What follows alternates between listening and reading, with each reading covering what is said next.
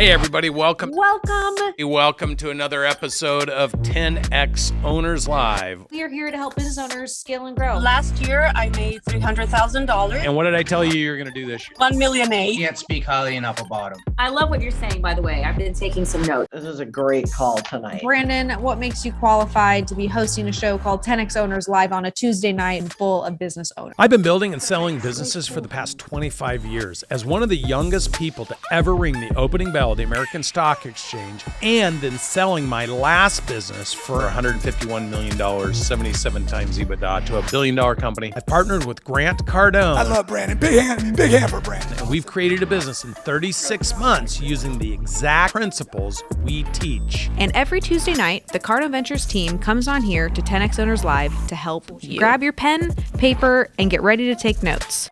This is your night, your chance to ask quality questions, to 10X your business, to achieve your personal, professional, and financial goals. It's time to 10X. This is 10X Owners Live. Advantage. Welcome, everyone, to 10X Owners Live. Technology is supposed to make our lives easier. I disagree with that, though. I'm glad you're all here today, spending the next hour with us. I am Kandis Michnal, the Vice President of our Strategic Business Unit Services here at Cardone Ventures. I've been working alongside Brandon Dawson, the man himself, going over 10 years now. And I actually started my journey with him at Audigy Group, which is the company he sold for 77 times EBITDA at 151 million. So I've learned a thing or two, but one thing I can say is I never stop learning because he is just the master of all things business scaling. Now, for today's call, I know the fabulous Dr. Ashley was able to get you all up to speed. We heard some great questions and intentions shared. So we need to get into the thick of the people. And what better to do that than with someone who is just as equally talented as that of Natalie herself. Natalie actually duplicated herself on into this amazing individual next to me, Gabby, who some of you may know and looks familiar from our People Essentials workshop. And Gabby actually is the entire individual who runs all of our hiring, recruiting, onboarding processes here at Cardone Ventures. And I'm so grateful for this human because being here, growing as quickly as we are, we're at how many employees now? Close to 150. 150 employees. I mean, over what period of time? About a year and a half. Yes. That is massive growth for any of you who are growing and building businesses. You know, you're living and breathing it. So it's how do we attract remarkable talent, but then how do we make sure we're being very intentional about the talent and those that we onboard and bring in? Because I don't know about you all, but this is something Gabby and I talk about all the time. The Strategic Business Unit is our largest department in the organization. Mm-hmm. So I've been on hundreds, if not, I feel like going on thousands of interviews with you. And a resume is so beautiful and people have a great way of being able to make themselves look so good on paper in black and white. How do you truly test though their capabilities to where you can have the confidence that you are bringing someone in who's qualified, has the skill, has the will, and is coachable? So with that, Gabby, so happy to have you here today. Yeah, thank you guys so much for having me tonight. So my name's Gabby. I am the Director of HR here at Cardone Ventures. And so I'm really excited to be talking with you all about people. We have our People Essentials workshop coming up in just a few weeks here on October 15th and 16th in Scottsdale. So really excited to kind of give you guys just a sneak peek of some of the things that we talk about at that workshop. So since I started about a year and a half ago, I was the 50th employee, like Kandis had mentioned. At this point, we are just about 150 employees for Cardone Ventures. So one thing that I really always like to kind of emphasize throughout this is a lot of it really is because of the process that we have in place at Cardone Ventures. So I started recruiting for CV. And then we acquired and created 10X Health System. And so then I had to pivot and start looking for nurses and nurse practitioners and physician's assistants and all of these roles that I had no idea really what I was looking for at the time. And knowing Brandon too, it was, we need this as of 2 weeks ago. Yes, so yes, it was a very short call. I still remember it on an October rainy morning. And he just called me and told me we needed to hire all these nurses and new people for 10X Health. And because of the systems, though, that Natalie and Brandon have built out and everything we have in place that we're going to go over with you tonight, I was able to be still successful in doing that. And now we have a team of about 50 people for 10X Health System. So super exciting and a lot of great content that we are going to share with you. Absolutely amazing. Real quickly, this is something we hear all the time. You hear it in People Essentials. We hear it through all of the amazing strategic business clients that we work with every single day. Who right now, go ahead and put in the chat 10X, if you are struggling with attracting quality talent in your organization, who is struggling to find someone that is going to be able to be a complement to the culture, exemplify your values, but then also be able to fulfill these roles that you have these open recruitments for? I'm surprised there's not more of you. And I will say this because if you don't need to hire now, you absolutely will need to hire in the future. So I would challenge you all today. We have this amazing worksheet that we'll be going through, which is exactly what we just pulled up here. So you can scan the QR code, download it. We're going to talk through the meat and potatoes. What are the 5 things that you should consider or that candidates consider before accepting an offer? So we get to talk through 2 lenses this evening. One, how do you successfully post a job to where I, as someone, is going to be attracted to your organization and want to apply? But then on the other end, what am I looking for as well? And I think it's so important when you think about posting a job. So many times, we might just, how many of you just go to Google and copy and paste any job post that you see online that might be similar to the role that you're looking for, right? We just take what's already out there, what somebody else has already done, and we just throw it up on Indeed or LinkedIn and cross our fingers and hope for the best. What we want to teach you here is really how to customize your own job description in order to create a really remarkable posting that will attract people to the unique opportunity that you have in your business. So when we think about recruitment, I always want to emphasize this is the same thing as sales and marketing. When you are looking for great talent, you need to put on your sales hat, you need to put on your marketing hat, and really think about who are you trying to attract? Who is your target audience, so to speak, when you are going out and creating these posts? And if I may, I don't mean to interrupt, Gabby. For those of you who have open job postings right now, pull them up on your computer. Do some side-by-side comparisons as Gabby is walking through these invaluable things. The compare and contrast method, but then also being able to fill in the worksheet. I would challenge you all this evening, if by end of the day tomorrow, what are the top 3 things you're taking away that you're going to spruce up and add to your current posting based off of all the amazing and remarkable information you'll be receiving? So, and you can always continue to go through this. Now I coach my team as well. We have great descriptions and things in place, but if we are not getting a lot of traction with a specific job, the first thing I want to coach them on what to do is go back to the description. Like, what are we missing? What are we not talking about? What are we not promoting about the opportunity that exists within Cardone Ventures? So that would be one thing I always encourage. If you haven't looked at that job posting in a while and it's been up there for a couple weeks, let's pull that up tonight and take a look at that. absolutely. So if you guys follow along with the worksheet that we have 5 things that candidates consider before accepting an offer. And so that first thing is going to be salary and compensation. Money, money, money, money. That is what people, of course, whenever they're looking at a posting, I can almost guarantee you that half of them are scrolling through, really looking for, is that salary going to be in line with what I need in order to support myself and in order to, really hit my own financial goals, because that's what they all have. And one thing that's important here is the differentiation between salary and between compensation. Those are 2 very different things. And Gabby, elaborate a little bit more on that, because I feel like a lot of times we hear, or how you can get creative with making them separate or putting them together based on the role is dynamite most times, right? It can make a massive difference with the attractability of some of these things. Yeah, absolutely. This is your opportunity to not just say, this job is, if you're hiring for an office coordinator, right? Maybe $50,000 a year would be like an average salary for a role like that. what else are you including when you are making that post? So is there an opportunity for them to earn incentive?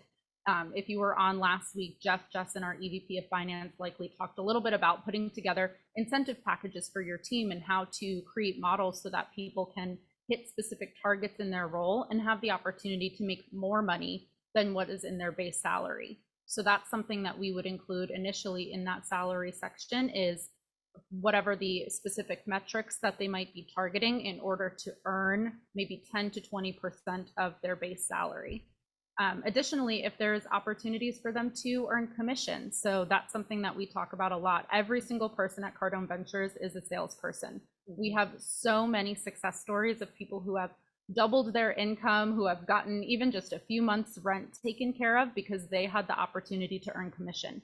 So if there is any product, which I can almost guarantee that every single person on this call, you are selling something, and therefore your team members have the opportunity to sell that product or service and promote it to their network and earn additional income.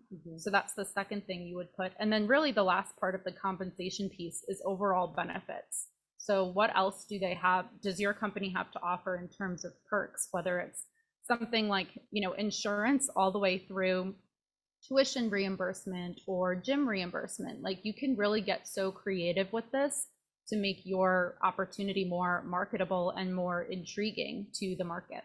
Something too, and I feel like it may fall a little bit in between salary and compensation, but then also the career growth opportunities for us and who we are.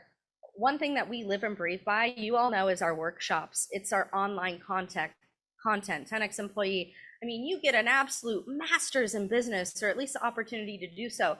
And so something that I look at, and Gabby and I also promote, people are out there are hungry. And the ones who are the hungriest are those who are ambitious enough to continue to understand, I have areas I want to continue to grow and develop based on, we all don't know what we don't know. So us being able to say, you can attend a 10X 360, you have the opportunity to participate in our leadership program in which Brandon has built. Those all have an investment that we as an organization wholeheartedly believe in and want to invest back into our people. Because at the end of the day, it's not just professional lessons they're learning, it truly is life lessons. So what do each of you offer through your onboarding, through your training, that is also going to offer some of those same things, where others can see that not as something they have to do, but an opportunity and an investment you get to be proud of and can position and showcase in that nature. Yeah, you really have to think about, are you attracting people who are looking for just a job, or are you attracting somebody who's looking for a career? Because when you ask yourself that question, that's really going to change the way that you promote the opportunity within your own business. And that even comes back down to, for those of you who have been with us and who know of Brandon and everything he talks about, the belief lid and your leadership lid. So to the extent that you believe that your opportunity and what you can provide to people is significant and substantial enough, why wouldn't someone want to come join your team? So really start thinking of yourself in that mindset and start to really promote everything that you can offer. Don't just promote what you do in terms of trying to attract customers into your business. Really think about promoting potential talent who are really going to help you grow and scale. I always love, one of the questions that we ask through the screening process is what someone's 5-year professional goals or picture is for themselves. And I can't tell you how many times people don't have them. And so it's one of the filtration or mechanisms that we take to be able to understand how serious are people about themselves, which translates right into what you said. How serious are they about that next step they're looking to take? And is it a stop in the road or an exit, like at a gas station? And I'll ask people this. I'll say, are you just looking to get off the road and dip your toes in the water to see how it feels? Or are you committed to getting on an airplane to a destination and staying and creating something new there? So one thing I want to encourage you all, because I know people and recruiting is such a massive topic, as we're talking through things to consider, I want you all to start raising your hands and get your questions going. This is invaluable time, and I know all of you have questions. And if you don't, you are not stretching yourself to think enough outside the box. So to what extent are you going to leverage this as time to truly invest yourself and be transformational versus transactional? because I feel like a lot of us get in the groove. Oh, it's 10X Owners Live. How are you actually leaning into it? Gabby and I are here to answer your questions. Yeah. So, and it looks like that already might have prompted Jason, I believe. So Jason, we would love to get you unmuted if you have a question for us. It is so good to see you, sir. What is new? Fantastic. And it's great to see you again, Kandis. It's my favorite Kandis. There we go. Now we can hear you. You get out. All right. Now you got me. Cool. Well, we're growing all the companies right now. And the thing that we keep wrestling with is how to bring in and attract salespeople at a commission level. It seems like everybody's like, well, I want some kind of a base rate. I want this, I want that. I'm like, you know what? Look, if you really want to perform, the real hungry ones, the real good salespeople, don't ask for this shit. So why are you like, how do we get around that? What I do is, do you have examples of people on your team who have earned maybe over $100,000 or just a significant commission that you can point people to? And so really far, I'm the only example of that. Okay. So, I mean, honestly, even that in itself. So what I've done in those circumstances, our base pay for salespeople is not anything super significant either, because there's so much commission opportunity. And so when I'm interviewing those people, I actually don't want to move forward with the ones who are turned off when I let them know what the base salary is. I want people who are like, okay, well, what's your top performer making? And use that as their benchmark for whether or not they want to move forward with the decision. So I'll talk about Ashley, who opened up this call today. And I know, I can articulate people who are making over $400,000. And for the right person, they're not going to be intimidated by that. And that's the person that I want to move forward to the next step. So, and even I start off by asking them, what are your salary expectations? And bingo, people who are like 60,000, 70,000 for a sales role, I'm again, like that to me poses a question, because I'm like, well, if a real salesperson is like, I want to make $500,000 next year, that's the person I'm moving forward. Well, I mean, I guess I should ask this differently. How are we posting this differently to attract the attention of people that are interested in that? Yeah, so I post the base, and then we post it as a range, and then I'll usually post it to, and then the highest amount that I know is possible. So I know that people in this role have made 400K plus, and so I'll post it as the base, and then what the total potential opportunity is, and we'll talk that out in the interview. Right, but we're trying to get away without having a base, is what I'm saying. It's full commission. I mean, people will do full commission, but I would you can write down full commission on there.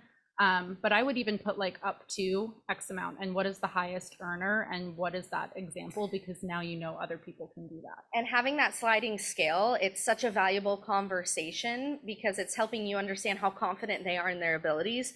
For sales specifically, you need someone to exude confidence. So even if you're not offering a base, and you can preface that as Gabby said, let's say it's 20,000 to 400 plus, most people are going to be like, oh my gosh. So with that, it's you get to create your own destiny. I will give you all the tools. I will give you all the resources. And here's how much myself, Jason, is making. And I've been doing this for years upon years. So it's up to you, to the extent you have the skill and the will to learn from me. I'm going to pour out all of my tips, tricks, and best practices, but it's up to you to actually implement it and then prove to me that you can do that too. Cool. Thank you so much. Yeah, you're welcome. Good to see you. Good to see you as well. Rohit, sir, how are you? I feel like it's been a few weeks. No, I've been on all the calls. Good to see you, Kandis. I know you just haven't gotten stuck with me. So for me, it's been a few weeks. Yeah. Yeah, I've been on the BMLP calls mostly. But yeah, great to see you. Great topic. So many questions, but I don't want to take up everybody's time. Choose your best question. Okay, two. Okay. We'll give you two. All right, two questions. So one is regarding the 10X employee portal, right?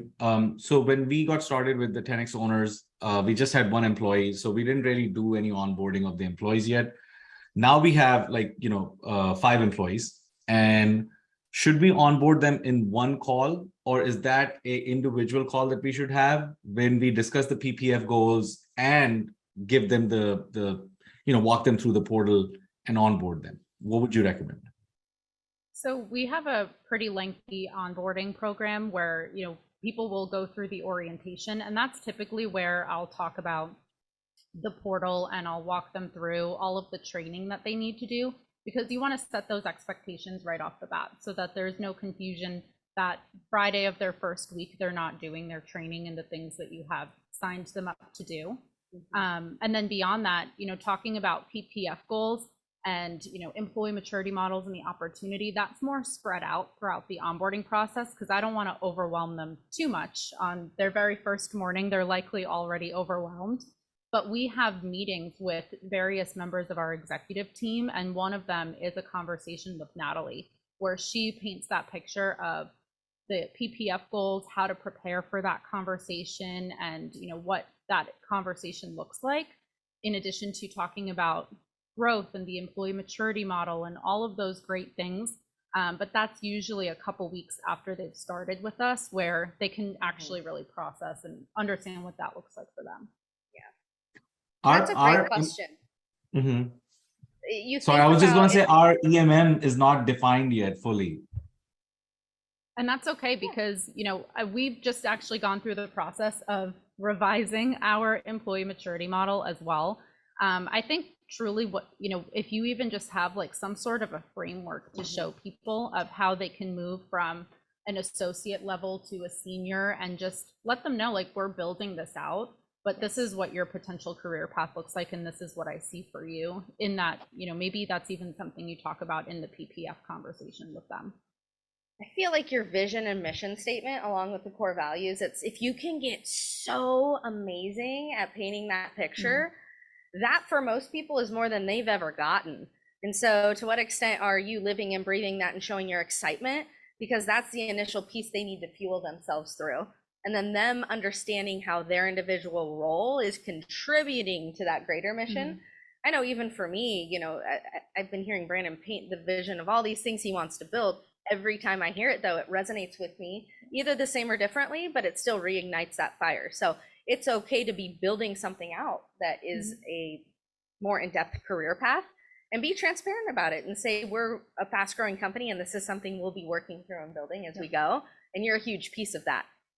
So transparency, that's, I think, the key, because, that's true. And we are, a very close-knit team. We, everybody, I can see that they are buying into the company's vision. They are excited, even when they've just joined. So yeah, I think that answer really helps me. The other question I had was regarding compensation, more specific. So we are looking to hire another salesperson, and we don't know exactly what the compensation structure should be. We've done research in our industry, which is IT consulting. We've seen that the base pay for salespeople is varied. Like, some companies have 85,000, some companies have 40,000. And really, I've not seen very good sales teams regardless.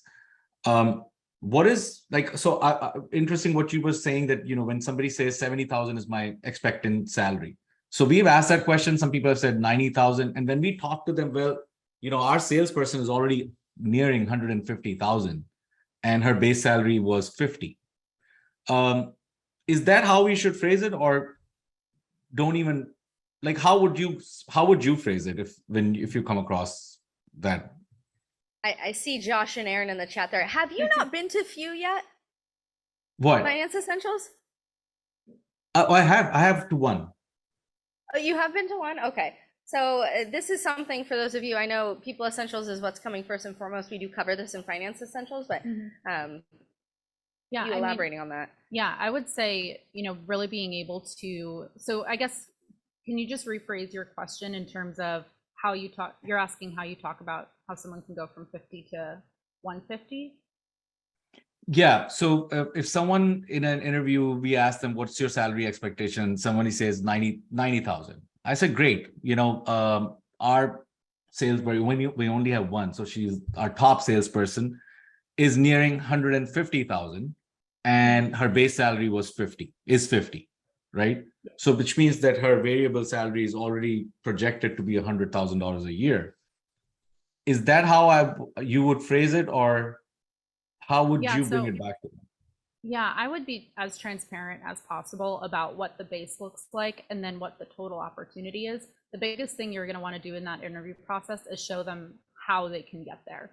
So if someone is even, a little bit over what maybe we had budgeted for the role, the biggest thing that then I'm going to do is, again, going back to what I was saying before, putting on that sales hat and really being able to promote the opportunity, but also show them, okay, this is what the base is going to be. But by hitting these specific metrics, or, if it's a sales role, this is the commission payout on some of the products that we sell. This is how other people have earned 150 plus, and that's how you would be able to do that as well. I think really all they're going to need is that connection, so that it's not just talk, it's actual data and information that you're showing them of how they can hit their financial targets.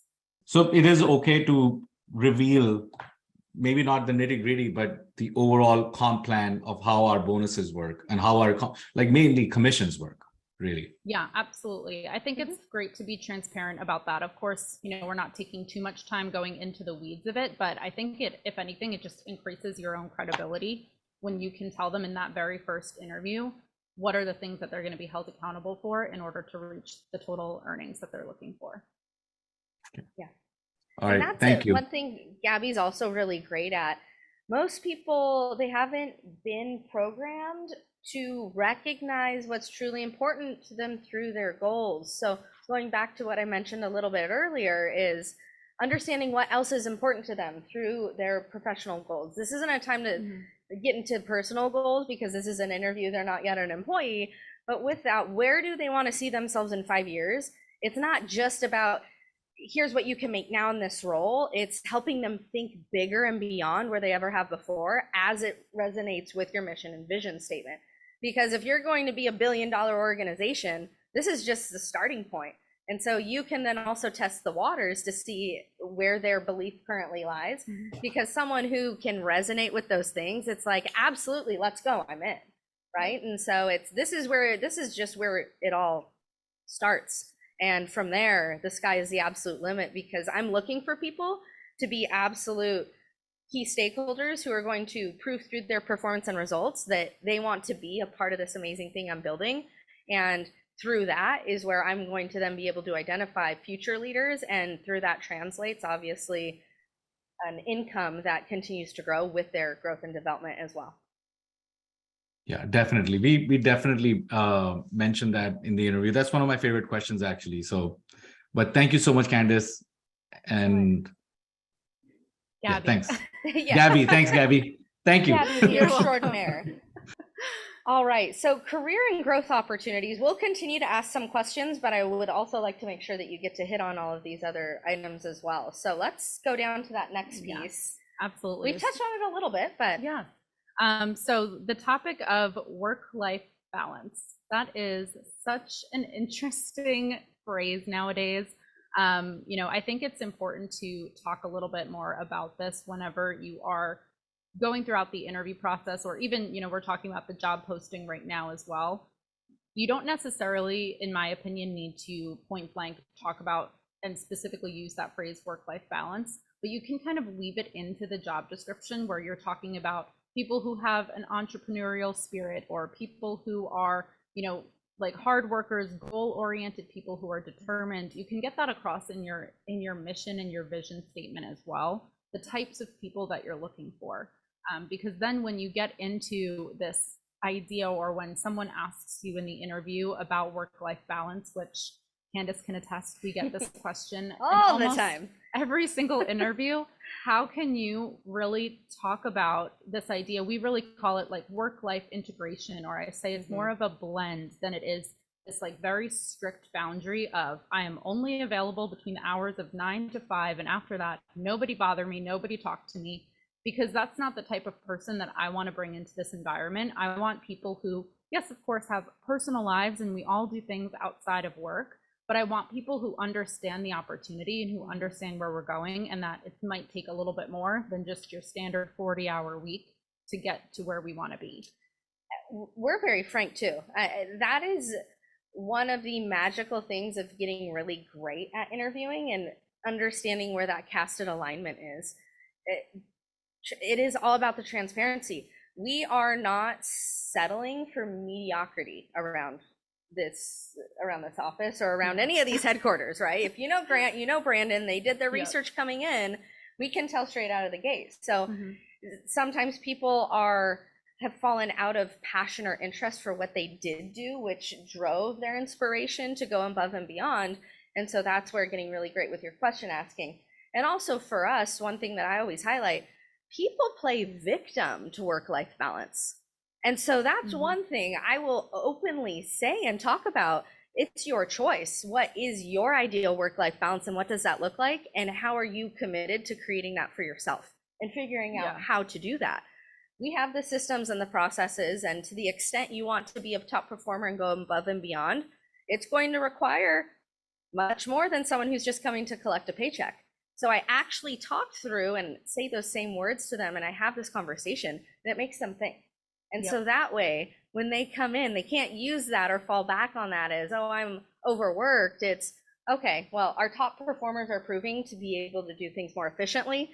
They're having higher results. They're not spending as much time. And this is something we had a conversation around in the interview process, and this is what you told me. Yeah. So I think what she's mentioning too is really asking for their definition of it, because we've gotten into this habit, and this was something that I learned from Kandis throughout the interview process is, okay, someone's asking you what's work-life balance like at Cardone Ventures. I'm immediately, before I even answer their question, I'm posing it back to them. That's such a great question. What is your ideal work-life balance? What does that really look like for you? Because it really does mean something different to everybody. And based on their response, I can automatically tell whether this is someone who maybe just feels compelled to ask the question because it is such a buzzword, like you hear it all the time, versus someone who, really is just strictly looking for more of those boundaries and, really just don't want to wiggle outside of those 40 hours, because that's just somebody, they're not going to be set up for success with us. It's not even like it's a selfish thing on our part. It's more about, I don't want to do that to you because this isn't what you're looking for and you won't be happy here. Positioning people for success. That is what the interview process is all about. Yeah. What about a question? Yes. Yeah, let's you take choose another this question. time. Okay, we have Michelle, it looks like, has had her hand raised for a little while. Let's get you unmuted. Hello. Hello. I think you probably answered a few of my questions as you kept going, so that was great. Good. So I own Michelle's Home Cleaners, and I have a hard time attracting people who want to be great and who want to work hard and want to learn how to make money more than what their pay is, their hourly pay. Because it's hard to pay an hourly pay that's worth the hard work. I cannot find cleaners that want to work for the amount that I can actually pay. And it's just hard. It is challenging. I think it's something that even we all struggle with. We all get kind of in these moments where even I've heard myself say it, where I'm like, I feel like I just cannot close this role. I'm struggling so much. And it's all about really changing your mindset, right? You hear Grant talk so much about how there's no shortage of money. I always say there's no shortage of talent. That's really what we want to, and you hear Brandon say it all the time. There really is no shortage of remarkable people who are looking for an opportunity. It's kind of even just taking some of that ownership of how are you promoting it to those people, because they're out there and they are looking. Anytime I'm struggling with a role and I just feel like I'm never going to close this one, like this is going to be the job that just never gets closed. I'm going to have to tell Natalie and Brandon that I failed on this one. That's where I find that person. And all of a sudden they just seem to come out of nowhere sometimes, but it's really when you start to change your mindset and think about, what am I not doing? What am I not showing people? And how can I really promote that opportunity, whether it's more on social media? I'll get Brandon to jump on and make an Instagram story or a post, or how can I make my own post? I just promoted something on my own LinkedIn page and got 4 or 5 responses the next day. Look at you. Yeah, okay. Just really getting creative with it, I think, is the first place that you can start, and just starting to reflect on what are you not doing? What are you not talking about that you should be? And all of these things, honestly, that we're walking through this evening, it's how are you highlighting them as a value proposition to attract those people? What sets you apart from other cleaners in the area, Michelle? What are you bringing, and what can they be a part of that's greater for themselves that they're not getting anywhere else? The location and the commute, what does that look like? Or even your values and the culture of the organization. That's a big thing right now. I know it always has been, but now more than ever, people and just the different generational dynamics want to be a part of something more. And so that's why I feel I'm always finding ourselves leaning back to how are you promoting your brand and what is attractive about that to me? Because at the end of the day, you're selling these candidates. And the remarkable people, you're going to have some who are amazing and they're ready for something new. Most people, though, who are absolutely amazing at what they do, you guys, they're employed. They have jobs. So give them a reason to think outside of what they're already doing because it's something they don't already have. Yeah, I think it's really just, thinking about what sets you apart in that sense. So something that we talk about are the personal, professional, and financial goals. And you guys can so easily go in tomorrow and start doing that within your business.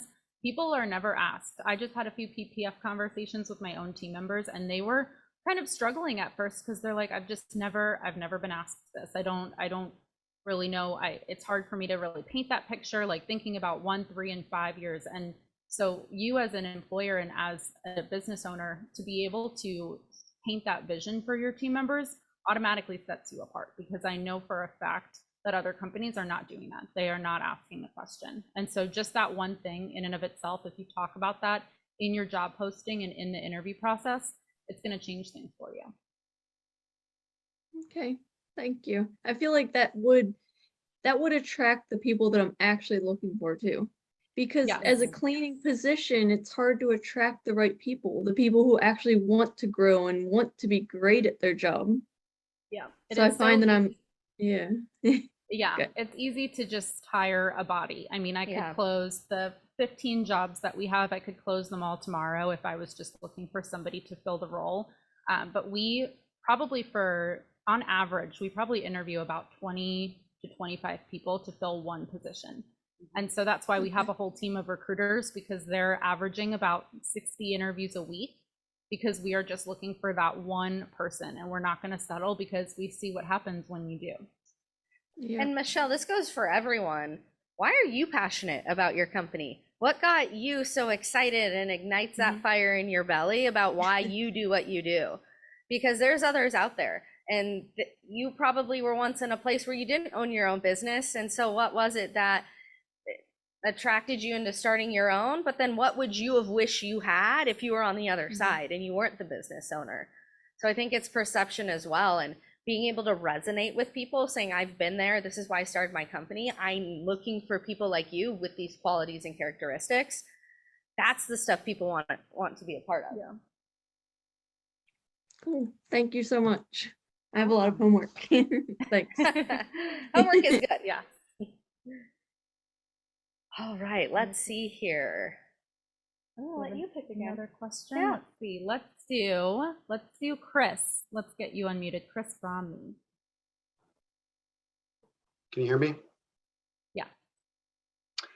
I have a question. I own a roofing business, and I've hired people, have duplicated myself before, and I feel like I've given them way too much information. I've tried to roll out the red carpet, give them everything they want, just to have them turn around and become my competitor. So I'm trying to figure out a way where I can make an inviting environment. Compensation's great, but not give them so much information to where they want to go and be my competitor. That's interesting. One thing I caught on to, I heard you say, is you feel like you're giving them too much information in conjunction with rolling out the red carpet and giving them everything they want. I see that as maybe two separate things to you as well. So giving someone all the information, I mean, grooming them, helping them on board, making them successful in their role, that is different and can be very complimentary and inspire people, so long as you create that career path for them through the employee maturity model, which Gabby teaches so much about, as does Natalie and the rest of our team during People Essentials workshop, which is up and coming. I very highly suggest you get there. The other part of that, though, too, is when you said roll out the red carpet and give them whatever they want, I would ask for a little bit more clarification. Is this you providing and giving them exactly what they're asking for through the offer that goes above and beyond what the job was posted for? No, what I mean by that is I didn't want to limit their pay. So you do, you get. It's a commission job. You go sell X amount of roofs, you're going to get X amount of commission.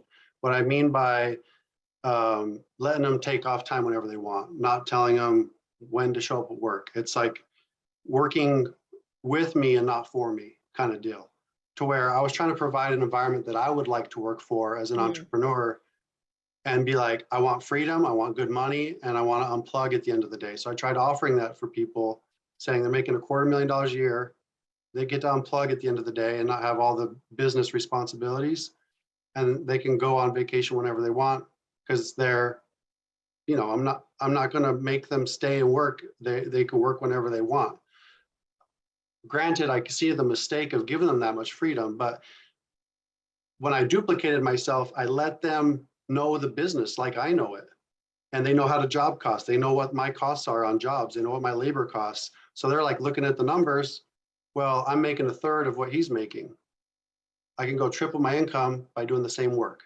So I'm just trying to find a way how I get good people like that. They work for me for 3-4 years, and then they go get their own license and do it on their own. And so I've been stuck in the spot where I train one good guy, they're doing really great, and then they take off on me. And in between that, I go through a lot of different bodies, but you know what I mean? I'm just trying to find a way to hire more traditionally, because I've just hired people I know, you know, and network with. I've never actually posted a job posting in my life. And so I know it's probably a training wheel question, but I don't even know where to start that process. You know, I have no idea. I'm down to right here. Just we do $3 million, all right. $3 million a year in revenue, and I'm stuck there because I can't get 3 or 4 guys to do what I do without them running off on me once they see the money that can be made. Yeah, I think a lot of this, you know, really does start with the vision that you're able to paint. And it does start in that interview process. Like, I pretty much have Brandon's talk track. I've gone to so many 360s and so many workshops and events that I understand what he's saying when he's talking about that vision. And so I articulate that right off the bat. But I truly believe, I mean, you know, Heather Block, for some of you who may know her, one of our vice presidents, Kandis, Natalie, people who have been working with Brandon for, you know, the last decade, I would venture to say probably know a lot of how he runs his business and can almost predict the decisions that he'll make when it comes to just some of these larger issues and things that he's working with. So not to necessarily say that anybody could just go out here and build what Brandon has done, but we also have seen that over the course of the last decade. And I truly believe that none of those people, you know, myself included, would ever leave Cardone Ventures, because the opportunity is just so big and we understand what is in front of us, because he talks about it all the time in our quarterly team meetings, at our events that we have the opportunity to go to. I'm like realigned every single time I go to one of those, or every time I hear him on 10X Owners Live or Business Mastery Leadership calls. It's this idea of realigning them. So it's not just like you get stuck in this routine and you think maybe they're committed, but if you don't know what their goals are, and if you're not really able to continue to paint that vision for them, you can't really say whether or not they would leave. It truly does. It falls back on our core values, right? It's transparency, discipline. People, I agree. I understand you trying to create this environment where people have flexibility and it's that entrepreneurial spirit. There is such thing as entrepreneurs as well. That is what I consider myself. Could I go out and start my own business? Absolutely. I could do it tomorrow. I don't want to, because of A, the vision Brandon has casted, B, the proof in his vision and what he's been able to build, C, me understanding how he's created opportunity and laid out.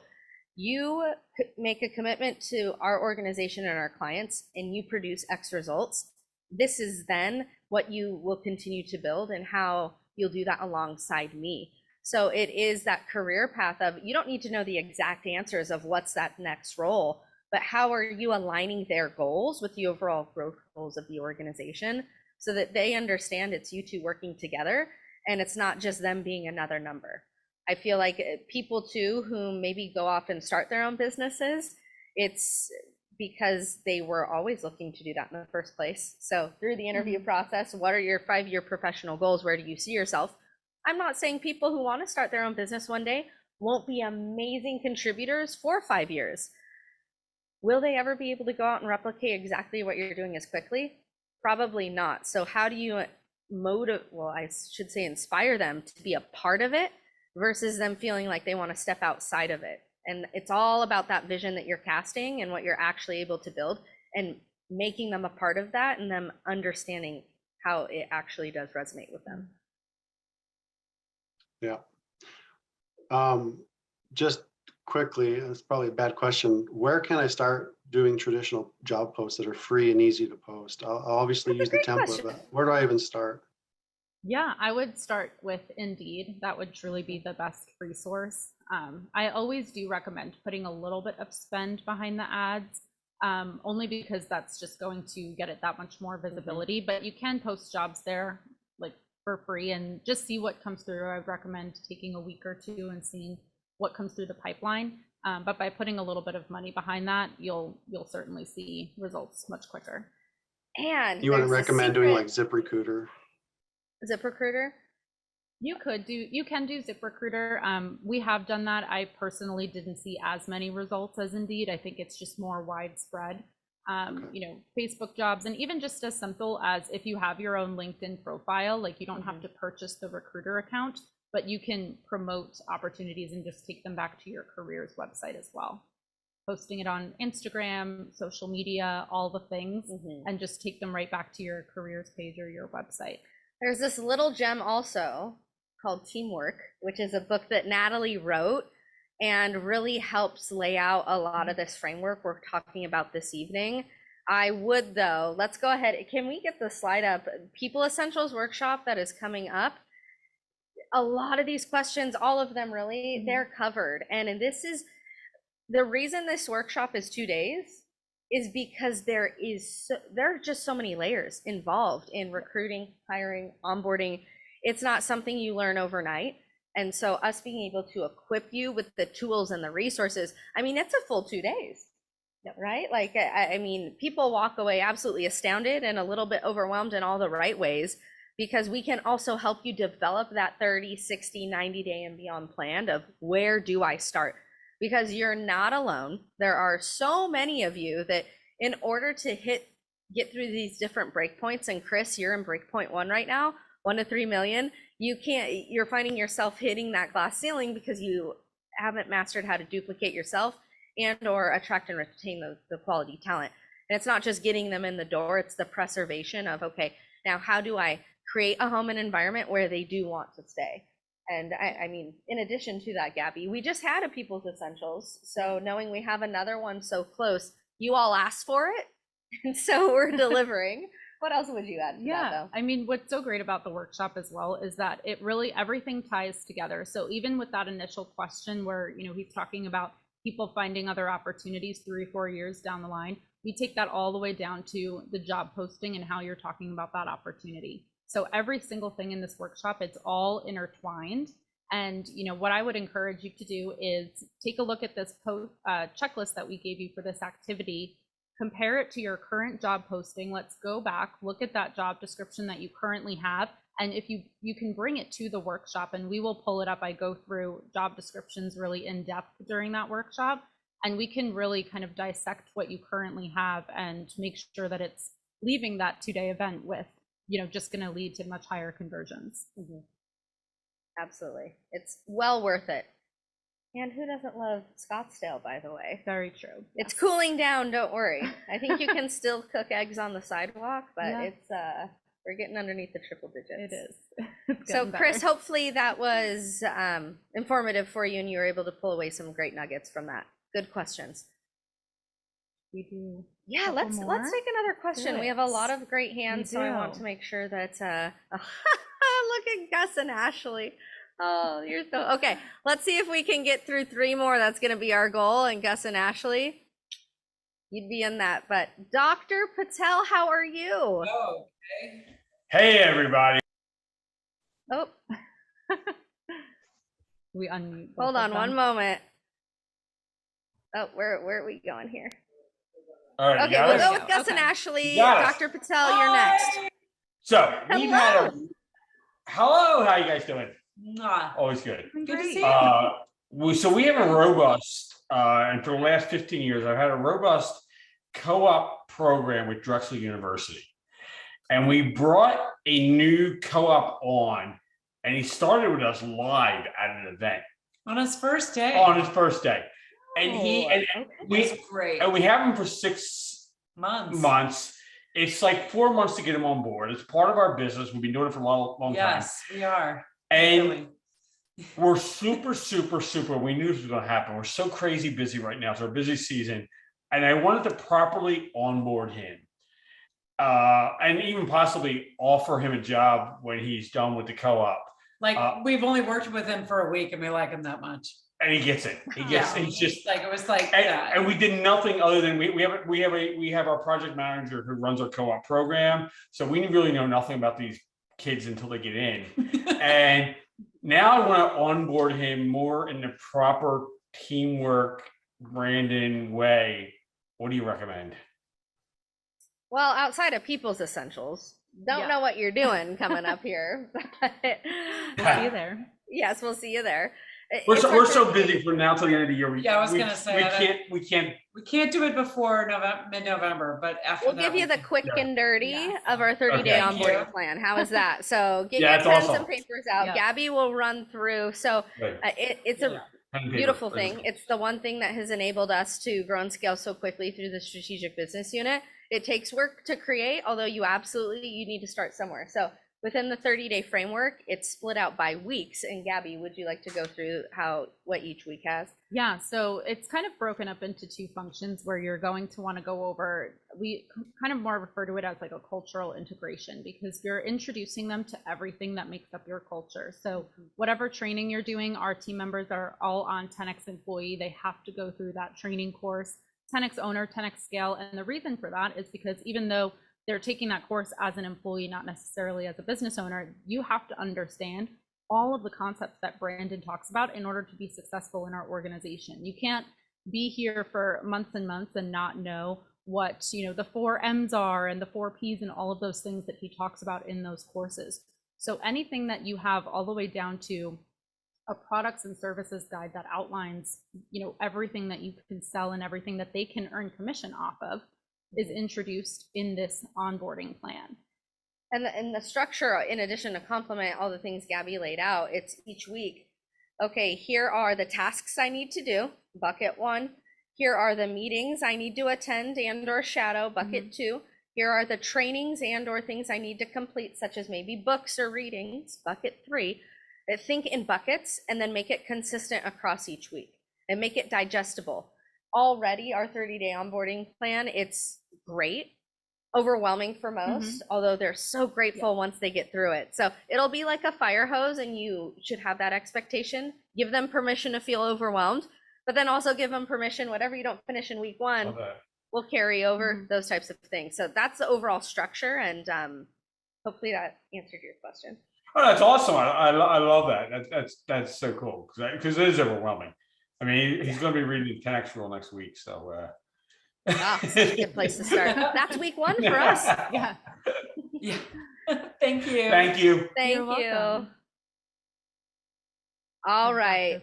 We teased you a little bit, Dr. Patel, but I promise now the mic is all yours. No problem. Thank you. Thanks for calling on me, Gabby and Kandis. Growth always brings more problems, right? Opportunities. Yes. Opportunities. And I guess scaling ahead. So my 9-year employee has decided that she doesn't want to onboard my new employee that's coming on board. We have a new doctor and a new employee that's coming on board. And there's a lot of friction, of course. There's a lot of authority issue and trying to pass on the torch to scale, or at least to teach things to the next person, so that way you can split your time as well as the responsibility that you have. How do you guys go about dealing with this type of a situation? Have you asked her what her reluctance is in onboarding and developing a new team member? Haven't asked her directly, but I have a strong suspicion it's more about letting go and feeling threatened that her job might be in jeopardy, which it's not. But Right. So I would pull it back to what are her personal, professional, and financial goals. If at any level, which ideally it is, to elevate within your organization, okay, well, this is what you need to be able to do in order to move on to that next level. You have skills and abilities and competencies that you need to duplicate into somebody else in order for you to move into a senior or whatever role that next step is for her. And if she wants to achieve her goals, then that is the best way to do so. And really, you know, it's time consuming, right? Not everybody wants to sit side by side and teach everybody all of the things that they're currently doing. But your business is growing and scaling, and at the end of the day, that's what's necessary. But it's not just about, well, this is what you have to do because my business needs to grow and I need you to do this. It's, again, just tying it into her own goals. Is this individual who has the reluctancy a top performer in your eyes? top, no. Do you have a top performer, or is she your only one whom you could have on board and duplicate themselves with? For the front desk task, she's the only one. Okay. Well, you know that there's options, and with any growth of a company, it's circling back to goals, step number one. And if she hasn't refreshed her goals recently, have her do that, and then you need to have that one-on-one touch base conversation with her and just see where her path, where she wants to go. Some people like to just be really great at what they do. It sounds like maybe she's not a top performer. In that case, though, this is a requirement of her role and her job. If she's intimidated, how are you positioning this as an opportunity for you to compliment her on what she does extremely well? And those are the things you'd like to see her 3Ms, model, mimic, master, into this other person coming in, because you're instilling your confidence and trust in her ability to do so, and through her commitment to you over the years. Now, pending she does not want to do that, you can't force someone's hand to train someone else, because you're not going to have successful training or duplication efforts happen. So then the conversation becomes different, right? If her goals are to stay a little bit complacent, she doesn't want to help the company grow, this is where you have a transparent conversation.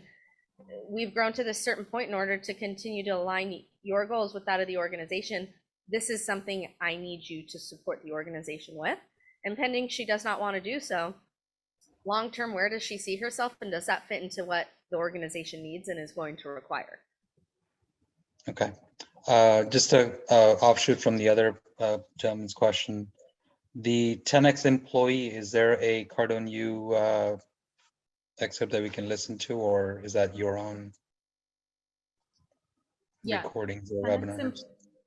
Yeah, 10X employee is a 15-week course that is facilitated by Natalie Dawson. So she goes through in those 15-week courses, you know, all of the different elements of how to be a 10X employee. So it doesn't necessarily have any Cardone University segments, but that is also something that we incorporate into our training. And I had meant to ask them prior if they were on Cardone U or if their team was, because that is something that all of our team members are then required to do as well throughout the onboarding process and beyond that, of course. Yeah, and Dr. Patel, let's have someone on our team reach out to you, because while I know we're working with you to get you to that platforming phase, that is an option of something that you can get involved with for your team before you get to that point. So team, let's make sure someone reaches out to Dr. Patel and gives him some options as to how he can engage with that, because it's amazing. It's so beneficial for your teams. There's a 10X employee call every Wednesday. Pretty fantastic. Thanks for taking my call. Appreciate it. Appreciate you guys. So good to see you. You as well. Thank you. How's your neck doing? Oh, you know what? I just was traveling a lot abroad, and so you know the airplanes. I'm not in the best shape, although let me know when you're in town next. Sounds good. All right, thank you, sir. Thank you. We went a little over, so we must extend our apologies. We're 4 minutes. Such great conversation, though, everyone. Such amazing questions. Gabby, I told you time would fly. It did. It really did fly. This 60 minutes is just not enough time. So we would absolutely love to see you at the People Essentials Workshop on October 15th and 16th here in Scottsdale. I will be there. Natalie, Kandis will be there. And we are so happy to answer all of your people questions.